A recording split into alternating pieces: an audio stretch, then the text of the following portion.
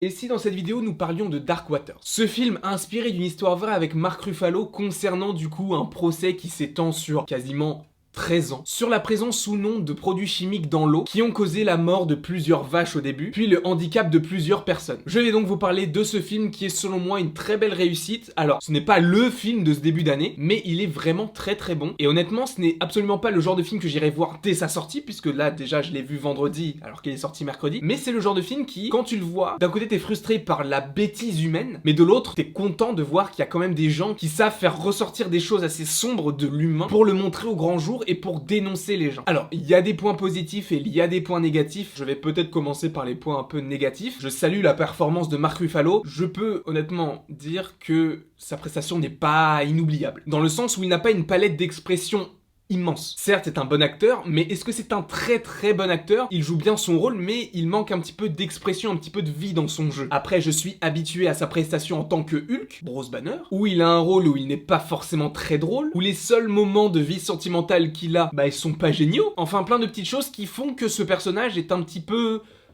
pas vide, mais un peu plein. Et c'est un petit peu le cas pour le personnage qu'il interprète. Certes, il y a des moments où tu te dis, ouais, bon, ok, ça c'est lourd. Mais à d'autres moments, c'est un peu plat. Et c'est ce que je regrette un petit peu dans ce film-là, c'est qu'il n'y a pas forcément des longueurs, mais dans le jeu de Mark Ruffalo, il manque quelque chose, il manque cette émotion pour te procurer vraiment beaucoup de choses et pour te montrer vraiment la dureté de tout ce que ça a englobé, cette affaire. Donc je pars sur un point négatif, mais vous inquiétez pas, après ça arrivera sur du positif et honnêtement, j'ai vraiment bien apprécié le film. Bon, hormis la dame à ma gauche qui utilisait son téléphone ou l'autre qui jouait avec des clés, j'ai réussi à ne pas être dérangé autour de moi et rester dans le film pour me concentrer et honnêtement, c'est très dur ce qui se passe dans ce film-là. Mais d'un côté, c'est pas forcément montré dans le sens où c'est toujours les méchants qui gagnent. Même si de temps en temps, il y a ce petit côté, les gens riches sont les méchants, et donc les gens riches peuvent faire tout ce qu'ils veulent et changer les règles du jeu, etc.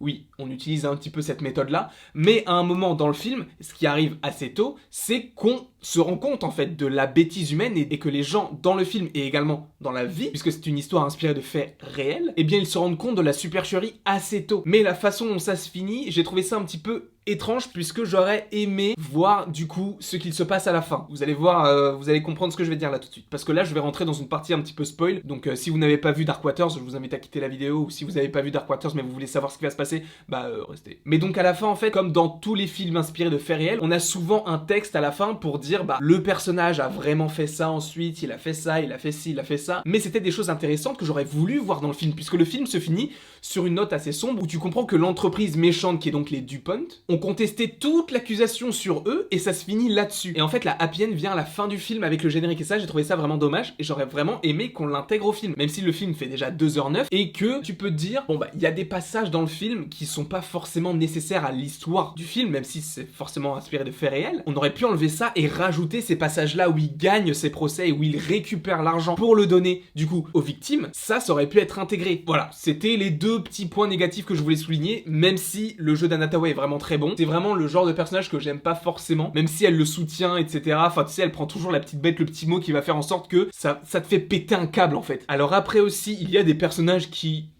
ne servent à rien, j'ai réellement pas compris leur utilité. Comme ces deux collègues, la fille blonde et le black, je vois pas en quoi ils sont importants dans l'histoire en fait. Bon, c'est vrai que le black à un moment il a une importance un petit peu supérieure à ce qu'il se passe dans le film par rapport à sa collègue, mais il est pas utile. Je suis en train de me dire, Mark Ruffalo, il aurait beaucoup moins de charme s'il s'appelait Jean-Luc. Jean-Luc Ruffalo, ça fait le mec de 50 ans qui habite à Saint-Etienne et qui tient un Ibis Hotel. Mais dans sa globalité, dans la réalisation, je trouve que le film Dark Waters est réellement bien tourné. On comprend à peu près tout. C'est vrai qu'à un moment, il y a des passages qui sont pas forcément compréhensibles où tu te dis, bon, ok, ça, ils auraient pu l'enlever parce que ça apporte pas vraiment grand-chose au film. Et donc, si je devais donner une note à ce film, je pense que je donnerais quand même 14 parce que c'est un film où j'ai pas ressenti d'énormes longueurs, oui il y en avait de temps en temps, mais c'est pas un film où je me suis ennuyé. C'est un film qui avait du rythme, qui avait des bons acteurs, qui avait une thématique assez forte, inspirée de faits réels, donc tout ça ensemble fait que je lui mets 4. En tout cas, je ne sais pas si vous avez vu le film, n'hésitez pas à me le mettre en commentaire, n'hésitez pas non plus à aimer, à partager, à commenter et à vous abonner, ça me ferait évidemment très plaisir. Et il ne me reste plus qu'à vous dire à la prochaine.